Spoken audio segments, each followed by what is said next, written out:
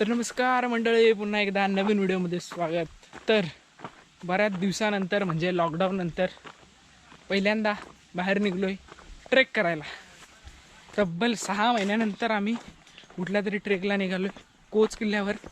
मागं व्हिडिओ बनवलेली, चला.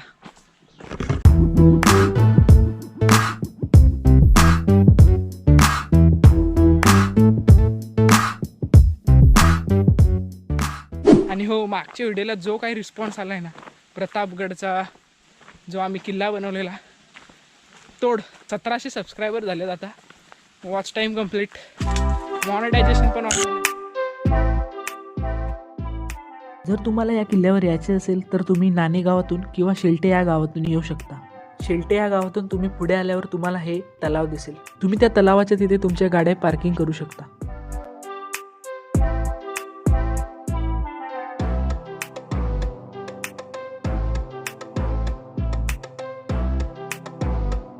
साग व एनाच्या गर्द झाडीतून पायवाट पुढे पुढे सरकत घाम काढणारी पण जंगलामुळे हवी हवीशी वाटणारी ही चढाई थोड्या वेळातच डोंगर सोंडेवर घेऊन जाते. छत्रपती शिवाजी महाराजांनी कोहजगड 1657च्या दरम्यान जिंकून स्वराज्यात सामील करून घेतला. 12 जून 1665च्या पुरंदरच्या तहानुसार मोगलांना जे 23 किल्ले महाराजांनी दिले त्यात कोहजगडाचा देखील समावेश होता. यानंतर 11 जून 1670 रोजी मराठ्यांनी हा गड परत जिंकून स्वराज्यात आणला.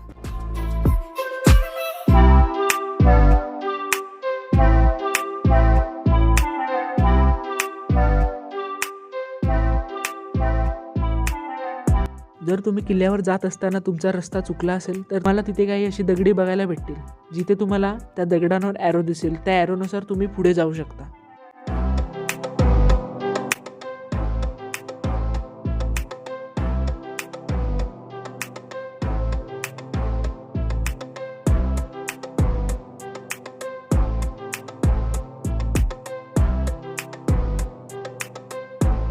तर आपण मधला टप्पा पार केल्यानंतर आपण किल्ल्याच्या पठारावर येऊन पोचतो.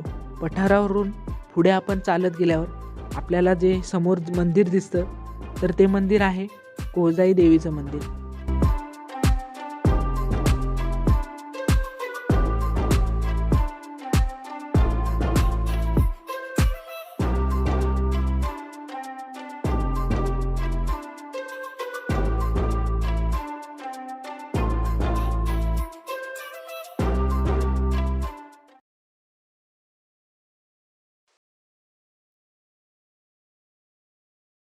या पठारावरून आपण कोहजगडाच्या कातळ डाव्या हातात ठेवत मळलेल्या वाटेने पुढे चालत राहायचे. अर्ध्या तासात आपण कोहजगडाच्या भग्न दरवाजात येऊन पोचतो.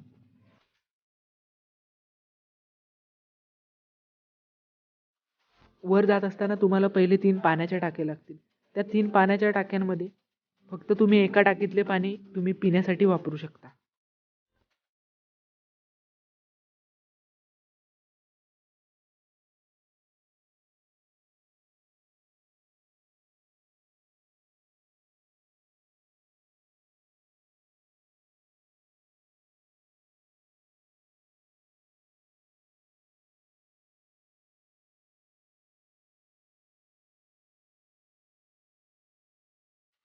आणि पाण्याच्या टाक्यांच्या पुढे गेल्यावर तुम्हाला किल्ल्याचं प्रवेशद्वार दिसेल, पण सध्या ते आता पडक्या अवस्थेत आहे.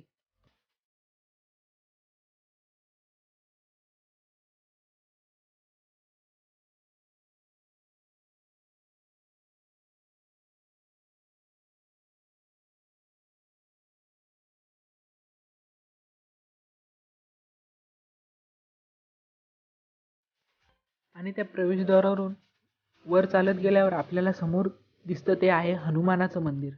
हनुमानाच्या मंदिराच्या पुढे चालत गेल्यावर बालेकिल्ल्याच्या मध्यभागी 2 सुळके असून या दोन्ही सुळक्याच्या माथ्यावर आपण जाऊ शकतो.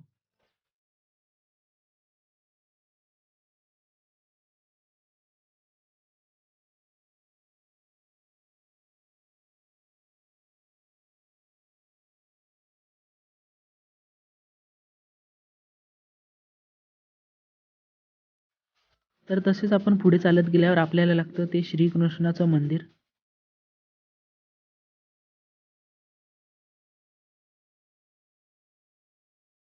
आणि पुढे दिसतो तो पूर्ण सभोवतालचा परिसर.